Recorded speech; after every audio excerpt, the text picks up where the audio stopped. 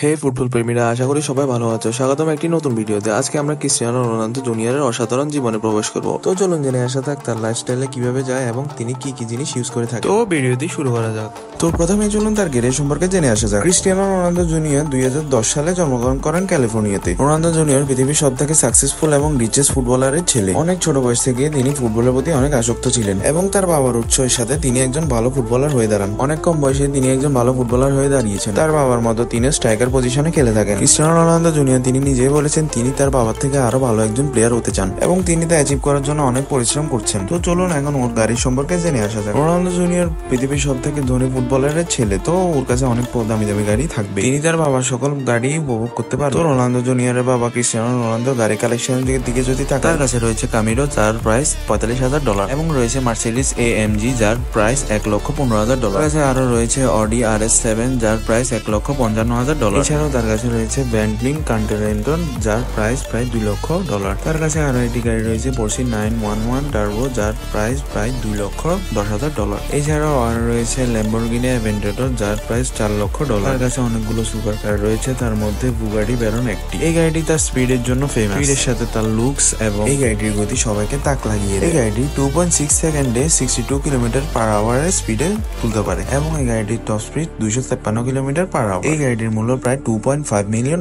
এছাড়াও তার কাছে আরো একটি বুগাটি গাড়ি রয়েছে, সেই গাড়িটির নাম হলো বুগাটি চেরো। এই গাড়িটিও তার স্পিডের জন্য ফেমাস। এই গাড়িটির টপ স্পিড হলো 261 কিলোমিটার/আওয়ার এবং এই গাড়িটির প্রাইস হলো $3.1 মিলিয়ন। আরেকটি লাক্সারিয়াস জিনিস যেটি রোনালদো জুনিয়র ইউজ করতে পারে তা হলো ইয়ার্ড। তো এবার চলুন রোনালদো জুনিয়রের ইয়ার্ডস গুলো দেখে আসা যাক যা তার বাবার কাছে রয়েছে। ক্রিস্টিয়ানো রোনালদো জুনিয়র তার ফ্যামিলির সাথে অনেক ছবি এই ইয়ার্ডে তুলে থাকে এবং সোশ্যাল মিডিয়াতে দিয়ে থাকে। এই ইয়ার্ডটা একটি ইতালিয়ান কোম্পানির এবং এই ইয়ার্ডটি 100% পিওর কার্বন দিয়ে তৈরি করা হয়েছে। ইয়ার্ডের ভিতরে 3700 স্কোয়ার ফিটের স্পেস রয়েছে এবং অফার করে অনেক ধরনের লাক্সারিয়াস থিংস, যেমন এই ইয়ার্ডটিতে রয়েছে একটি লাক্সারিয়াস বেডরুম, লাক্সারিয়াস বাথরুম এবং ইয়ার্ডটিতে অনেক বড় বড় উইন্ডোজ রয়েছে যার কারণে আশেপাশের ভিউ উপভোগ করা যায় এবং ইয়ার্ডটির উপরে একটি সুন্দর বসার জায়গা রয়েছে যেখানে রোনালদো জুনিয়র তার ফ্যামিলিকে নিয়ে আশেপাশের ভিউ উপভোগ করতে পারে। লাক্সারিয়াস জিনিসগুলো তো অবশ্যই চিপ হবে না। এই ইয়ার্ডটির পিছনে তার বাবার অনেক টাকায় খরচ হয়েছে এবং এই ইয়ার্ডটির প্রাইস ধারণা দেওয়ার জন্য ক্রিস্টিয়ানো রোনালদো জুনিয়রের বাবা এই ইয়ার্ডটির পিছনে $10 মিলিয়ন ব্যয় করে থাকেন।